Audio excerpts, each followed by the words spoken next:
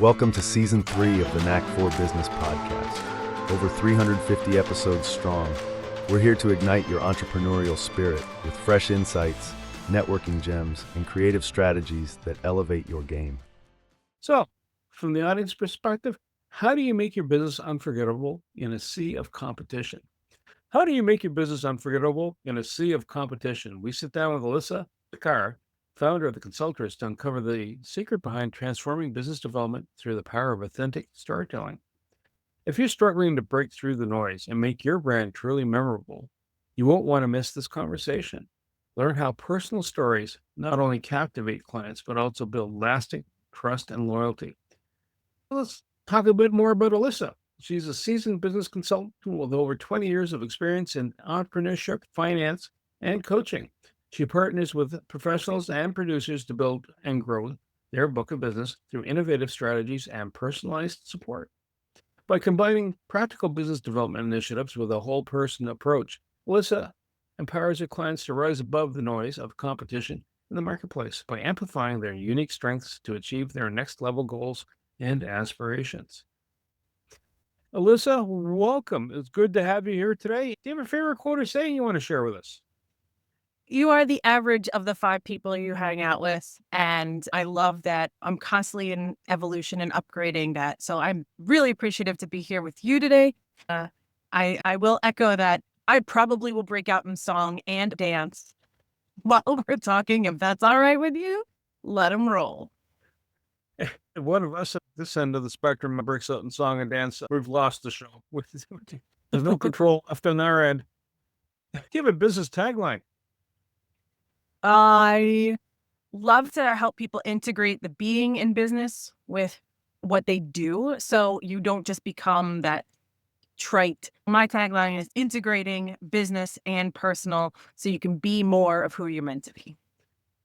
I love that. That's perfect. What helped you migrate from, hey, this is traditional business development to, let me tell you a story? What brought that about? What was the epiphany? Right. When I first started out as a coach, everybody would ask, what do you do? And I would say, well, I can help with marketing, or I can help with business development, or I can help with, and I had all of these skill sets. But when you say this is what I do, people's brains gloss over. They just go to the last person they heard, or maybe they have a cousin, uncle, or a brother. They stop listening to you at that point. I noticed this in my coaching journey. I also noticed it when I was in financial services. Producers that are out there being financial advisors, I'm a financial advisor. I just noticed this repetition of like, oh, I already know someone, and the inquiry gets shut off. So I started to wonder if there was perhaps a better way to create curiosity and connection before someone was sidelined and placed into a bucket based on a title or a tag. So how do you show people your rocky road in an ocean of vanilla? Well, I think that is really pertinent, what you just said about rocky road. Most people like to cover up what's tough and look like they've got it all figured out. So in my personal journey, talking about becoming a coach and a mentor, I had to let people know that I needed those folks on my team too. That there's been part of my journey where I've needed to listen to people who've walked the road before me, who've created the path that I'm looking to travel. I think your question is, in a sea of vanilla, hi, my name is, this is what I do. You have to create some kind of memorable moment. And for me, when you said Alissa likes to sing and dance and have fun, I'm like, that's my cue. Because when I meet people, whether it's virtual or in person, having a point of personal connection first. Hey, what do you do? I am an extremely curious person. What about you? And creating a dialogue rather than answering a question always helps, because our number one most favorite subject to talk about is ourselves. So if someone asks you, what do? You can turn that around and say, I'm just a really curious person. I'm really curious about you. You tell me how you got here, and ask an open-ended question, because they're not really asking for your title. They're really asking, I don't know what to say. So that's your opportunity to open the door. The level of, it's not just words. And I got that from, as you were talking about it a second ago, it's the emotive expression. If you listen to the podcast now, you can't see it. You might gauge it, but if you're watching the video of this, you will be able to gauge it. You can see your physical expression at the same time. So the art of this telling the story about what you do or engaging the other person, asking them what they do, like, tell me about yourself. You wrap up some emotions in there, you wrap up some body language in there. Is that part and parcel of the storytelling?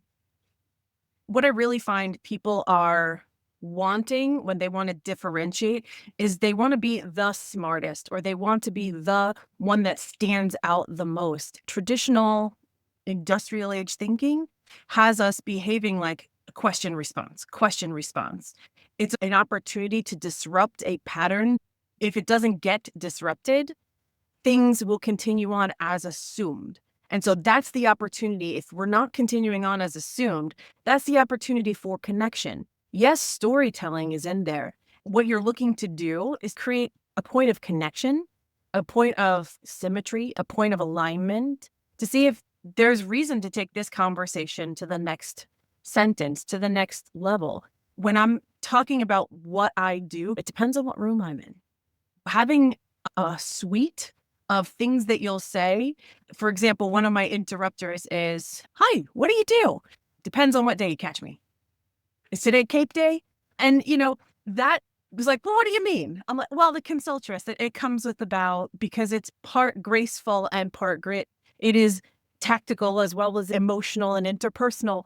And it opens the door for me to say, "Well, how'd you get there?" When I started my coaching practice, I was trying to be all the personal support with none of the grit. Then I had an iteration because I felt that people weren't really hearing my message, where I was all grit and no heart. Somewhere in the middle, this grace emerged that people need both. So it is my passion and my life story. I've come through this transformation, and that's what I help people do, to really put what they're doing in business right next to and aligned with who they are and what they are about, so they can become more passionate, more successful. And so if you heard in there, I told you a little bit about the bumps I had in the road, my rocky road in that sea of vanilla. And I was able to talk about my personal growth. So I am practicing what I preach. If you're practicing what you preach, that is the most valuable thing people want to know. They don't care if you're super good at it if you don't take your own advice. That, I think, is the heart of connection. I do what I do because I've experienced it, or because I've got all of these experiences that sum up to how I provide this transformation. And that's really what people want to hear. It's not what you do, it's can I trust you that they're really asking. I'm really interested in a role model of yours. A role model. Wow. I've had so many over the course of my career. I think it started with my dad. He came over from Italy when he was 8 and saw that there was an opportunity to build a new way of living for himself and for his family. So he was the rags to riches kind of story, worked through high school, started his own business and never looked back, continued to open businesses, buy real estate, also created community. Everywhere he went, this man had a huge heart and everyone knew it because he wasn't afraid to show it. And that was the first thing that I didn't know was my baseline until much later in life. But people will forget what you said and forget what you meant. They will only remember how you made them feel. I know I'm paraphrasing Maya Angelou right now, but truly how you make people feel is what inspires people through that know, like, and trust funnel to be able to do business with you. So Dad was my first and most formative mentor, taught me how to be in this world in a generous, loving way. My second mentor that made a huge impact when I was in financial services was Mark Sieben. He was a lacrosse coach, a financial services wealth management mentor and boss, but also a friend. And he always took those three components together and said, I am a coach and a mentor and a friend. I want to be involved in the whole scope of what my advisors are experiencing, of what my team needs, of what my family is about. And he taught me something really valuable. He said, Alissa, always run towards something. Don't run away. Because if you're running away, you're always going to find more of the thing that you're trying to avoid. So that ran me smack dab into Jack Canfield, who taught me how to become a human potential trainer, completely revolutionized my life because I started to live the work of personal transformation through the lens of business. So these are three very important mentors that have altered my personality and my trajectory for the better. Tell me about the elements of how you help a customer identify what's real in their story? How do you get them to boil down what's key to their story? That is a work of art, my friend. Essentially, what I've created is a framework to help people step through that process from comfort to confrontation and into clarity. It's called the SIMPLE method, and it's an acronym that stands for Strategy, Implementation, Metrics on the doing side of business, and then partnership, leadership, and empowerment on the being side. We start our diagnostic with, what do you do, right? We start with, what's your strategy? How are you going about this in business? We talk about their strategy. How are you going about doing that?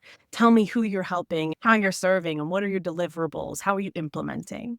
And then the conversation moves to, that's really great. Well, how are you measuring that? How is that working for you? Bringing them into more of that confrontation of what's working, what's not working.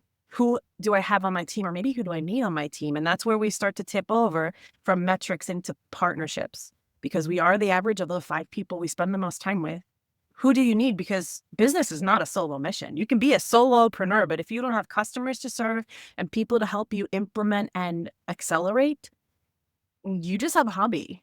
So who are those people, and how do you identify those partnerships? Now we're in the thick of the diagnostic where they're feeling very comfortable because we're having this dialogue and paying attention to where they were confident first and how they built all this stuff already. Okay, great. So you have the lay of the land, the tactical lay of the land, and now the interpersonal lay of the land. How are you showing up as a leader?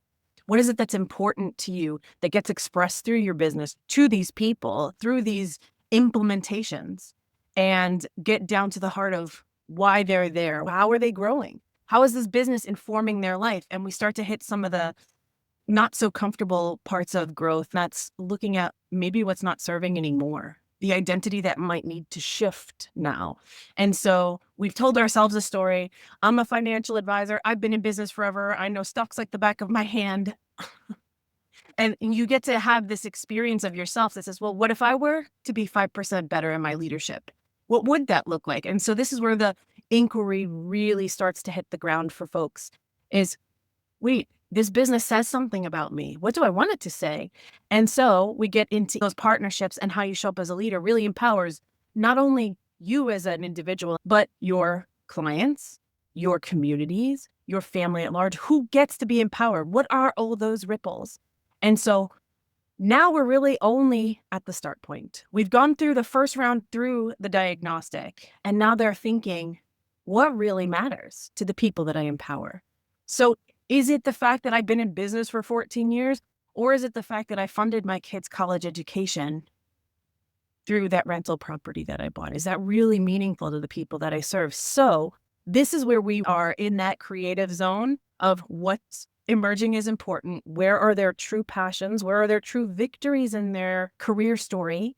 How do we put the things that are the giant rocks? How do we put those in the bucket first so that we can go back now to strategy and help them innovate and create that next 10x leap that gets them super clear, committed, and really confident, because it's all the good stuff. And we start stripping away and letting go of what doesn't serve them, their habits of how they speak about themselves. Bringing someone through this journey of clarity is as much a what works for other people as what works for me. Because oftentimes I find that as entrepreneurs, we are the last thing to the table that says, how does this influence me? I am taking care of everyone else.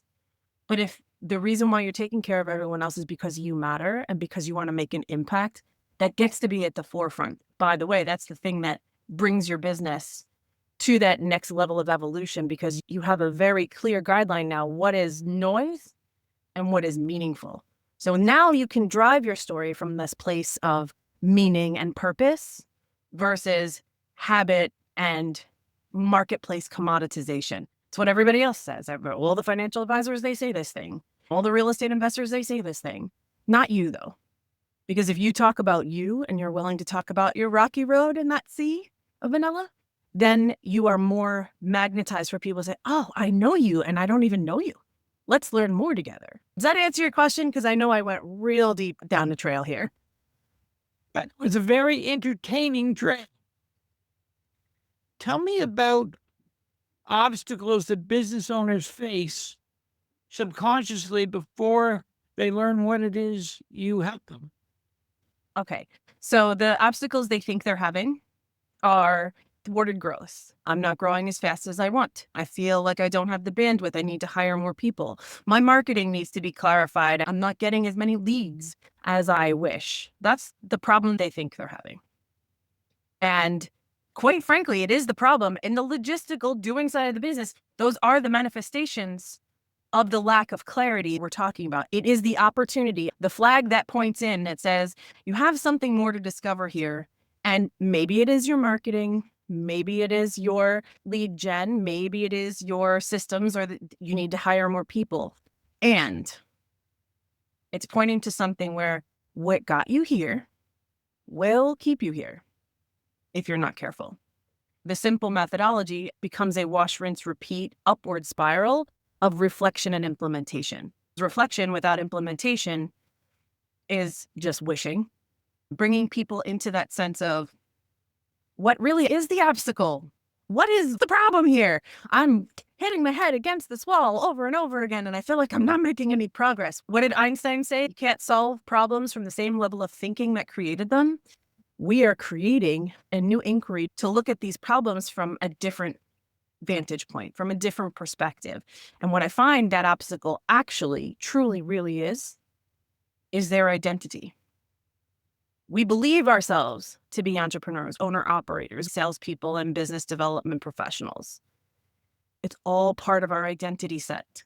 When we start to ask some of these questions in the PLE area, we start to look at what does not work. This is the courageous part about iterating and pivoting as an entrepreneur. We constantly have to sacrifice our illusion of certainty to understand if it is still useful. And by doing so, we have to kill our darlings, get rid of some of the projects we were really excited about and committed to that upon review, maybe I learned something different than I was planning to. Assessing the identity and making a conscious choice as to what you are for, what does get to move forward, also will reveal that which you must let go of in order to evolve. You can't swim to the surface if you've got a boulder attached to your butt. You have to let it go. Letting go of that identity that I have to work so hard or have a million people or work myself to the bone to be profitable. Maybe some of those things are true, but maybe they're not. Being willing and courageous enough to ask those questions, find out what's the truth, maybe seek out some mentorship, and then put into place like, okay, well, if that's not me, who am I? We both empty the container as well as fill the cup in this inquiry so that people can find their true self and their true path. And then reinform that strategy. Go back in and say, oh, okay, so if I'm not a workaholic and I love to spend time with my family and make a lot of money, that's cool. Maybe I need to get in some new beliefs. Maybe I have to empower myself by seeing someone else who's done it this way that I haven't yet been exposed to. And that's where the growth happens. When you commit to the uncomfortable and you're willing to let go of the things that you hold on to tightly, that's the obstacle they are transcending in this journey. Do you speak another language? I speak Italian and music. That's cool. Actually, kudos, because being multilingual helps being dynamic. I understand. My French and German have made me dance. Where I'm going with this question, though, is if someone is, even if they're speaking English, but they come across, how do I best put this in kind words? They just don't deliver well. It's just, the cadence, it's like, going through something going, this is going to be painful if it's longer than a minute to listen to, regardless what you're going to say. Unless, of course, you're Robin Williams and you're doing some other sort of a song and dance in behind it. How do you take the person who has a good story, just can't deliver it? How do you get them past that? Okay, we're going to have to reshape this. Got to put some makeup on this moment. It's a dynamic skill set. Getting them into what really matters for them and not the things they've been told they have to be or the stuff that they've been told they have to do. Really, it's just the awareness of what is meaningful that does shape that storytelling. I had a client who was a real estate developer, and he was trying to get his new project funded and filled, leased up. It was eco-friendly and LEED certified for best non-carbon footprint building there was. And he's just trying to get it filled. He's like, I just keep going out there and having conversations with companies like, here's the space. Don't you want to lease up here? And he's like, I'm not getting any tenants. I don't know what's the problem. I walked him through a series of scenarios. Just again, conversationally asking questions and having him come back and forth with me. So would it matter to you if it was a holistic dentist that was here? Oh, that'd be great. Would it matter to you if it was a shell company that was trading penny stocks for little old ladies and swindling them out of their last livelihood? Oh, no, he said. Okay. So now you know you have a preference. You don't have a preference. You're just looking to lease the place up. Now you know that you do have a preference. So now tell me, because now you know what you don't want. Now let's focus in who would care about being a tenant in a LEED certified green building that had natural airflows. What type of corporate culture do you want to invite to this space? Now that he was over the hump of like, nobody's doing this, into, oh, I have to speak the right language. I have to identify what's important and then say those things. When you know who you're serving, when you know what you're building for, whether that's your deliverable service or your actual physical building, then you can speak the language of the people who need what you have. When you get down to that connection point of what need am I filling and who am I filling it for, because they also care about this thing, when you get to the connection, the natural storytelling will flow from there. It's not this huge skill set that you need. I'm not a storyteller. I gotta go get a course and a coach, and maybe you do. You need a coach. You need one of us. But the awareness is the thing that leads to that. It doesn't happen without it. You can go get all the courses in the world. If you don't have the awareness of what it's for, what its purpose is, you're just wasting your money and your time and your breath. One thing, I believe storytelling is in fact the answer, but I'm interested in your take on how you earn the right. How do you get them to let me tell you a story? And I think you're good at it. So fill me in. How do you allow someone to let you tell them a story? I think it's just conversation. So often in business, we come to these and then cross our arms and nod our heads and put on our best frown and our monocles, right? That's a defensive posture. That means something you've already done is piss them off or put them on their heels because they feel like they're about to be sold. So having this conversation approach, feeling like, hey, I'm learning about you. If you want to learn about me, that's great. You have to detach yourself from the agenda.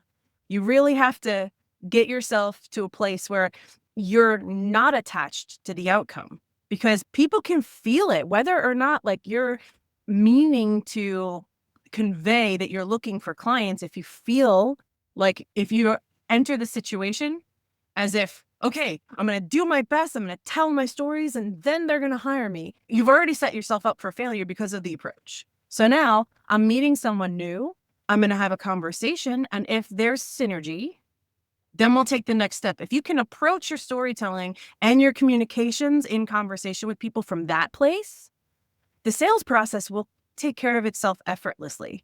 When you ask the question, how do you get people to allow you to tell stories? Listening is your first skill. Allowing them to talk to you, being curious, actually caring what they're saying, not listening so that you can find the gap so you can speak, is really important.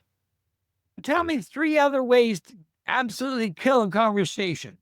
Tell me how you can actually get your business card in the garbage. 3 sentences. I have a product. Do you want to buy something? A lot of do not do's. Get rid of your desperation. Come in from a place of curiosity. Listen. Don't try to shove your business card in their hand or, into their face. And who do you know? But being genuine, authentic. Kind of really cool about this conversation that we're having about delivering a story. Really handy. It's how to have a chat with somebody. You're in a relaxed pace, good communication. You're responding to the cues that you're getting from the other party, etc. But when you shift over to a highly competitive market, you think of the financial market, think of the real estate market, automotive retail, right? Or even a burger joint, right? How do you make your story stand out when there's so many? Like, the forest from the trees or the trees from the forest. What context are we telling this story in? You said in a crowded marketplace. Is this having one-to-one conversations at a networking event? Is this getting on stage and telling your story in a room full of potential clients? Where is this storytelling taking place so that I can more clearly direct my response? Absolutely. So usually when you have, and again, we'll focus on the automotive market, you can have the one conversation or you're looking for a car and then you're going to go to different dealerships. In which case you're having that one-to-one conversation. Sometimes you're having that one-to-many communication path, right? Which is kind of your icebreaker or your lead in. Why should I care about your product or what makes your product resonate more with me? Even though if I sell Chevys over here and I sell Chevys over there, what's the discernment other than maybe distance to travel to get there? Availability and pricing, right? Sometimes we buy it emotively. What makes that connection? When I'm going to deliver a story to somebody, especially if they're not in front of me, but I have a story to tell, which is the draw to have them come visit me, validate what they see. I always bring it back to community and collaboration. One Chevy dealer to another, if they're 10 miles apart and they have the same product and deliverable, the only difference is who's getting the commission. I'd want to know as a buyer, what does that commission go to?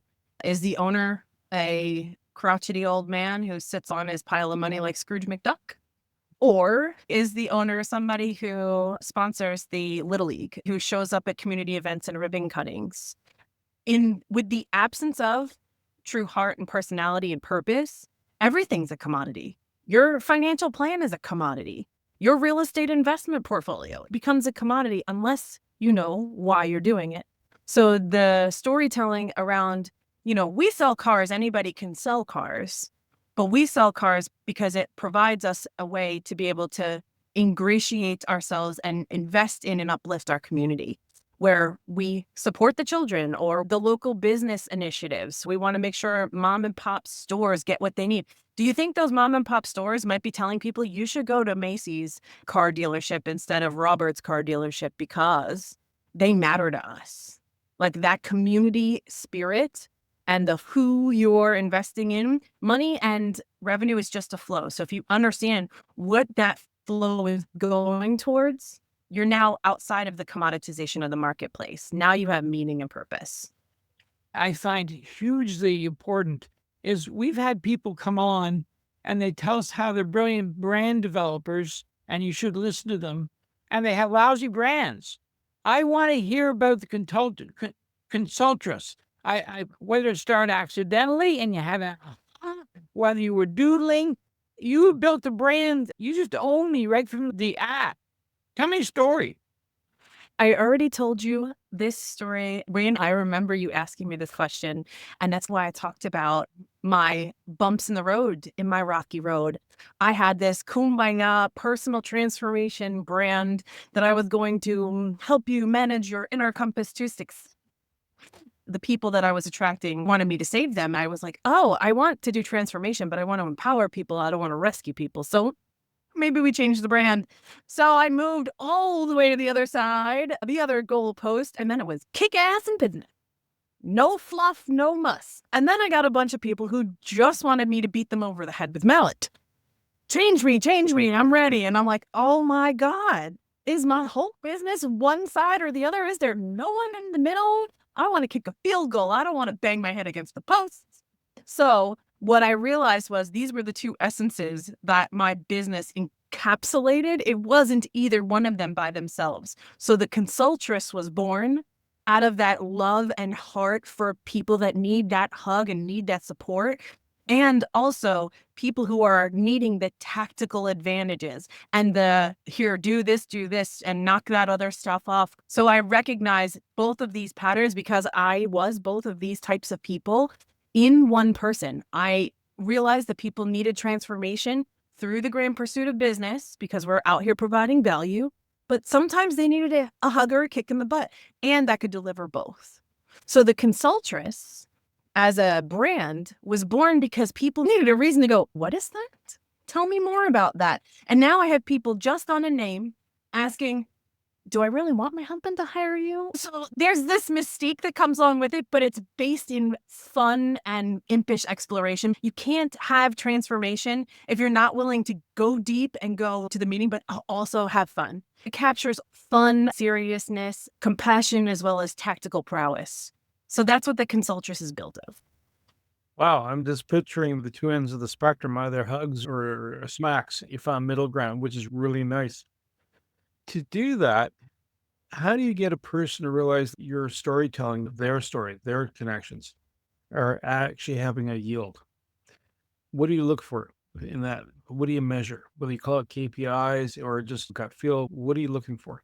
Oh, God, how long do we have? So these are We have until 2025, December 31. No. pillar metrics, measure what's meaningful. Often we are trained to measure, the KPIs. We're trained to measure our P&Ls and our balance sheets and conversions versus leads. Those are all very important numbers. What I think you're asking is, how do I measure this interpersonal, this community-based, this storytelling essence? And it really is a more intuitive metric. And this shows up for different businesses in different ways. For me, the way this shows up is I had a mentor over a decade ago.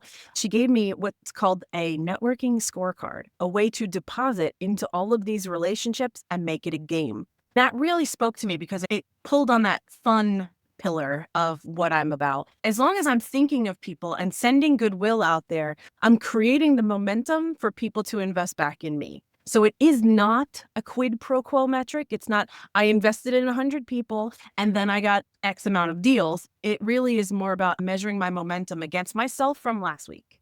Last week, I did 0. This week, I sent 4 how are you doing text messages, and I sent thank you cards to people who had thought of me in weird ways, or they'd invited me to a digital summit or what have you. And I start to track the giving.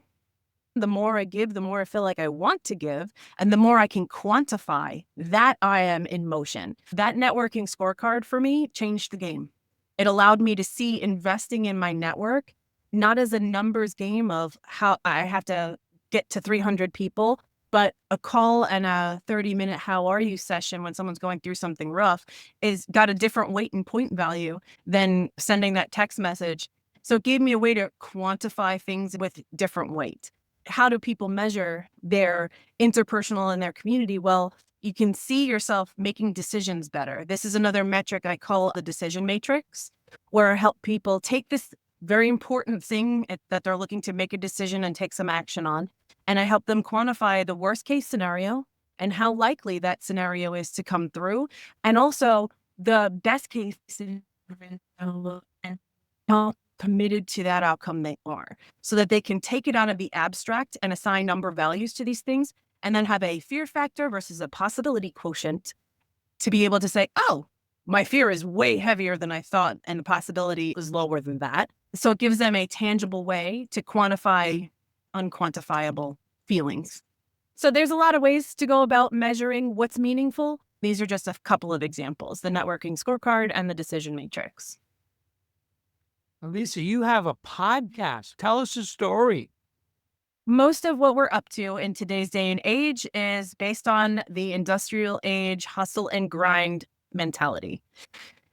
I call BS on said culture and mentality. I think fun and connection are the name of the game. I'm a product of that message, and I bring that message forward in my podcast, Rise Above the Grind. We have talented entrepreneurs talking about how they define grind, how they define that point where the doing and the rat race and the hamster wheeling just gotta quit, what that looked like for them, how they came through it, and also how they empower other people because of that transformation, really helping them line themselves up with that rocky road and how they came through it so that they can empower and be an inspiration to other people. And that airs every single week on my YouTube channel, youtube.com/@Consultress. And if we want to know more about developing our brand and we felt it resonated with you, how do we get a hold of you, Alissa?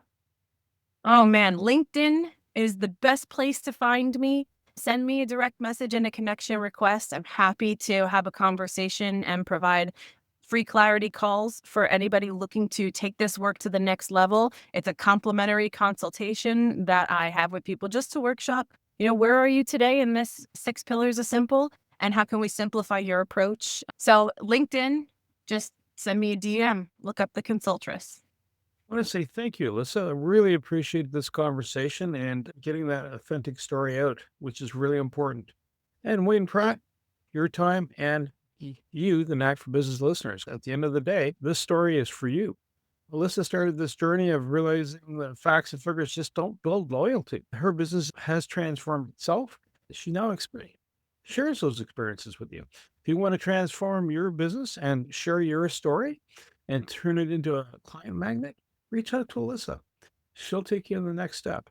To reach the podcast hosts, email them at info@creativeinsight.com or by the website creativeinsight.com, spelled KREATIVINSIGHT.com. To reach Wayne at his email, wayne@motive8u.ca, that is MOTIVE, the numeral 8 and the letter u.ca, or his website, motive8u.ca. If you would like to be a guest on this podcast and share your knowledge, let us know. We would also appreciate your feedback on the content or format. Check the show notes for more details. For these podcasts, we like to acknowledge the support and thanks to the following people: Carl Richards from Podcast Solutions Made Simple, a renowned podcast expert; Fred Crouch, who is the Property Wizard podcaster, where Bernie is a co-host; Jovan Strika from At Hive, a co-working space that is more than just a space; then Melanie Weber, Bernie's invaluable business partner; and Wayne Pratt from Motivate You Inc., who serves as both a coach and co-host of these podcasts.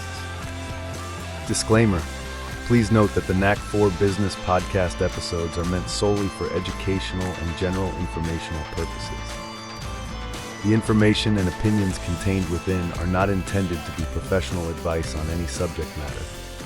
The thoughts, views, and opinions expressed by the participants are their own personal beliefs and do not represent the views of the podcast hosts or any affiliated organizations. It is important to note that this podcast is not a replacement for consulting with certified experts in your area who possess knowledge of your unique situation. The hosts of the podcast, along with any participants or affiliated groups, do not take responsibility for any actions taken or not taken based on the information presented in this episode. It is highly recommended that individuals seek guidance from their own personal advisors in fields such as accounting, law, or other pertinent areas prior to undertaking any actions or making decisions that may impact their financial, legal, or other aspects of life.